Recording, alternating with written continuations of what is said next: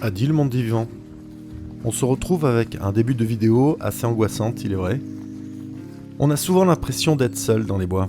Pourtant, si l'on prend le temps d'écouter et d'observer, on peut découvrir de nombreuses choses.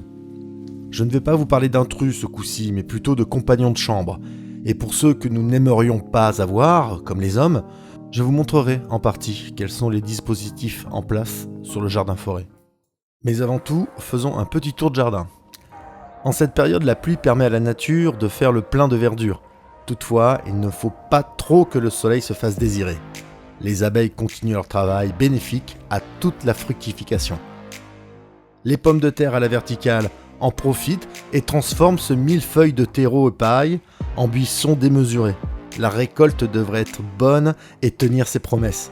Nous devrions pouvoir en profiter début juillet. Sans patate, sans patate. Sur cette parcelle, les haricots verts profitent bien avec leurs voisines les fraises. La récolte devrait se faire le mois prochain. Attention, n'attendez pas que la peau durcisse pour récolter vos haricots. Si on les récolte trop tard, ils deviendront filandreux, ce qui est désagréable à manger. Du côté des fruitiers, tout le monde se porte parfaitement bien. Plantés en janvier, leur croissance est encourageante pour les prochaines années. Ici, un groseillier. Je le rappelle, j'en ai planté plus d'une quinzaine sur le terrain. Ce pied de vigne, que je pensais mort, eh bien, il semble partir. Tardivement, mais il est là. Les derniers jours de pluie semblent lui avoir fait du bien, comme quoi la nature a toujours son mot à dire. Et c'est pour ça que je teste, j'expérimente, même si sur le papier, il n'y a aucune chance. Ici, un noyau de litchi qui a germé au chaud, je l'ai mis en terre pour voir. Ailleurs, il aurait fini à la poubelle, là, il passera au moins l'été. Le houblon, alors que dire ? Pas encore une déception, mais plutôt une peur. Sur cette parcelle, les plants n'ont pas l'air de partir, et en plus, ils ont une couleur pas très encourageante. Une cause possible est le lessivage des phosphates en sol acide, ou alors les dernières fortes pluies. J'attends vos conseils, si vous avez sur la culture du houblon des connaissances, n'hésitez pas. Je compte mettre très bientôt de la bouillie bordelaise, et puis vient se rajouter à cela un intrus. Bah oui, tu as paillé partout, je te l'avais dit, regarde. Je compte jouer la partie du potager avec elle. Bon, je la prends et je la jette ailleurs. Une limace m'a carrément mangé tout un pied. Mais j'ai un petit espoir. Là où le sol de la forêt reste plus riche en humus, il y a une pousse. Une jeune pousse, qui pourrait peut-être partir. Et pourquoi je vous dis que je suis inquiet ? Car j'ai planté des plants de houblon en bac, en ville. Et là, les deux pieds que j'ai mis se portent bien. Un pied de Magnum et un de Liberty. Je vous expliquerai sur une autre vidéo comment je compte en faire un brassin. Ils commencent, eux, à faire leur grimpette. J'ai mis des cordes pour les guider là où je veux les emmener. Je vous rappelle que le houblon monte jusqu'à 8 mètres. D'ailleurs, voilà une photo de ce que cela peut donner à la récolte. Oh, c'est énorme. Ici, on peut voir sur cette parcelle les pousses de salade et de radis que j'ai semées à la volée. Et en parlant de radis, profitons un peu des premières récoltes. J'en récolte toutes les semaines en ce moment. Sur la parcelle où j'avais moins travaillé le sol argileux, j'ai quand même 3 fois moins de production. Comme quoi, le sol plus meuble, ça paye. Dis donc, on dirait une tomate cerise celui-là. Voici la récolte de la journée, une belle botte de radis, qui, je vous confirme, n'ont rien à voir avec ceux du supermarché. Le goût n'est pas gorgé d'eau, ils sont excellents. Allez, une pause comme on les aime, avec du feu de bois et des pommes de terre. Des saucisses de canard avec des brochettes marinées. Et on n'oublie pas les radis du jour. Après cette pause gustative, parlons sécurité sur le jardin-forêt. Je vous avais déjà expliqué dans la vidéo de présentation, que vous pouvez d'ailleurs aller voir, que le terrain fait plus d'1 hectare de bois, et au milieu se trouve ma maisonnette. Après avoir été visité plusieurs fois par des gens peu scrupuleux, des pièges, que je ne vous divulguerai pas, sont placés à plusieurs endroits sur le terrain. Mais au-delà de ça, une surveillance vidéo a été mise en place. Ok. Je précise, il n'y a aucun placement de produit, c'est juste une présentation de mes installations. Chacun peut faire à sa guise. Sur l'entrée de la maison, il y a une Sony 4K UHD 8 Mbps. Enfin bon, je vous laisserai me demander la référence des caméras si vous le souhaitez dans les commentaires. Une installation simple, branchée sur une alimentation 12 volts et reliée à un câble Ethernet. Lors d'une détection de mouvement, je reçois instantanément une alerte sur mon smartphone. D'un côté de la maisonnette, j'ai mis une caméra motorisée 8 mégapixels. Celle-ci me permet d'optimiser une grande partie du terrain, car je peux la télécommander à distance, en zoom et rotation. Elle a même un micro intégré. Ça fait 8 mégapixels, ça? Mort de rire. Oui, alors ne faites pas attention à la qualité des captures d'écran. Pour les besoins de la vidéo, j'ai pris ce que j'ai pu en les transférant par ma boîte mail. Le top du top pour moi, cette caméra sur le devant qui peut voir à 360 degrés avec un zoom 2x16. Toutes les caméras sont bien sûr étanches et infrarouges. Je peux donc aussi bien surveiller de jour comme de nuit. Elles sont toutes reliées à mon smartphone. Je peux donc visualiser mon jardin-forêt n'importe où dans le monde via mon téléphone portable, ma tablette ou un PC. Le budget pour ce type d'installation. Alors, comptez 160 € pour la Sony 4K, 160 € pour la petite motorisée Hikvision, 570 € pour la Dome 360 degrés. Pensez aussi à vous prendre un enregistreur numérique, il vous faut compter autour de 130 €, soit un budget total de 1020 €.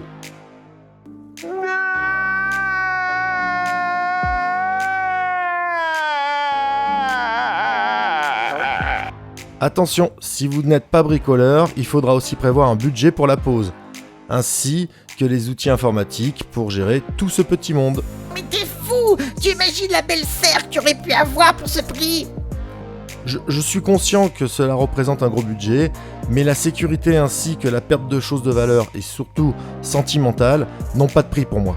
Alors oui, j'investis pour ma tranquillité. En proportion de ce que j'affectionne chez moi, cela reste une faible part pour avoir une sérénité. Je sais que cela reste tabou dans le milieu de la permaculture, mais pour moi, nous ne vivons malheureusement pas dans un monde de bisounours. Dans un monde de fiolets, oui, surtout. Tout à l'heure, vous ne l'avez peut-être pas remarqué, mais sur une caméra, une branche m'empêche d'avoir une visibilité complète. J'ai décidé de la couper pour être plus serein et pouvoir profiter pleinement de la capacité du zoom. Voici avant et après. Nous revenons sur les plantes et on peut voir que mon pied de kiwi a bien profité aussi. C'est une plante grimpante, je lui mets un tuteur pour le développement de ses lianes et lui tends même une corde de 3 mètres reliée à un arbre voisin. Dans 2-3 ans, j'attends qu'il me fasse ses premiers fruits.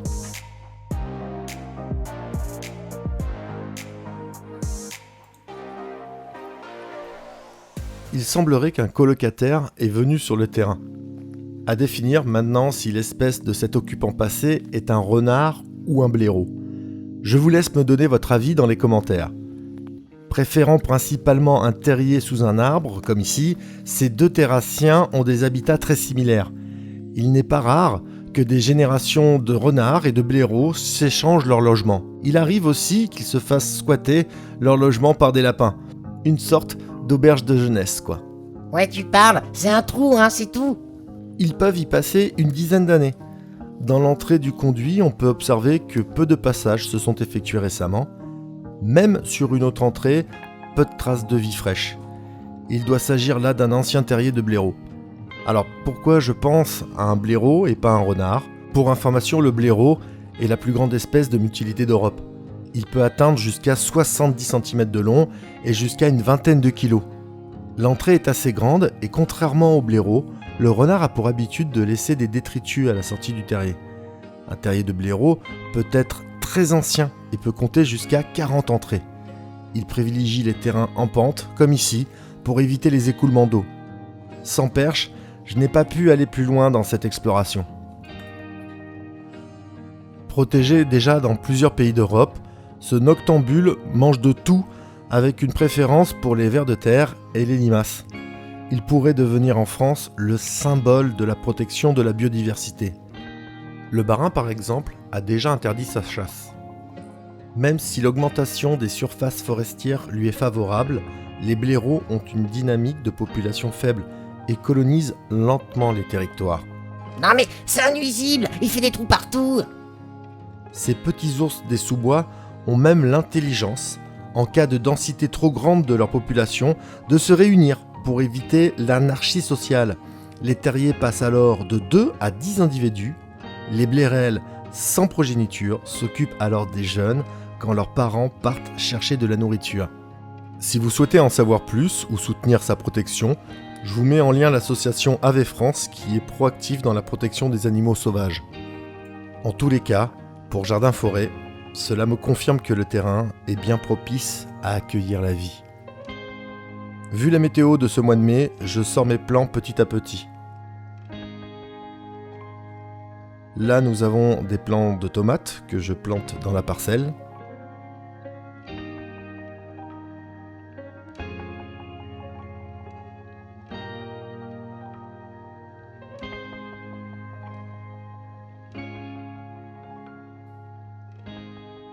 Puis sur un autre carré végétal, à côté des radis, je place un artichaut.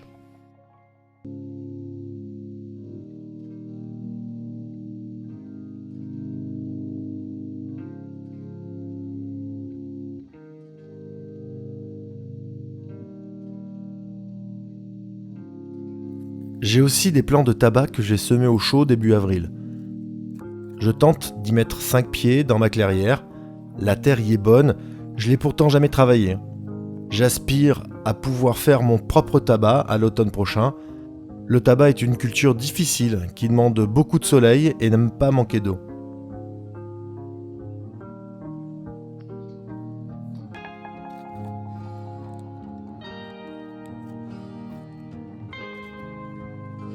Les plants que je mets en terre peuvent monter jusqu'à 3 mètres. Pendant la saison estivale, le sol doit rester frais et ne pas être sec. Nous y reviendrons dans d'autres vidéos pour suivre cette évolution qui, je l'espère, sera très prolifique.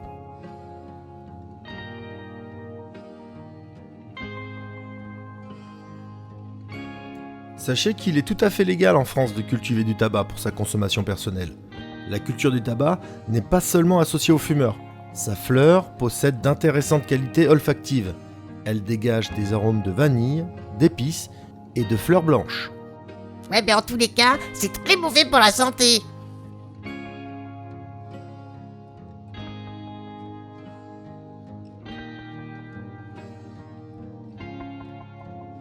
J'ai multiplié mes chances en semant une belle quantité. Comme là, dans ce pot, j'aurai besoin d'éclaircir et de repiquer certains en terre. On se quitte avec ce grand boulot majestueux sur le terrain qui doit avoir plus de 70 ans. Si vous voulez suivre la suite de nos aventures, abonnez-vous les amis, cette forêt nous réserve tous les jours des surprises. N'hésitez pas à laisser un commentaire. Si vous voulez d'autres vidéos, mettez un pouce bleu. Je vais vous laisser avec 10 secondes d'ambiance forêt nature. Je vous souhaite une bonne journée ou une bonne nuit. Tchuss!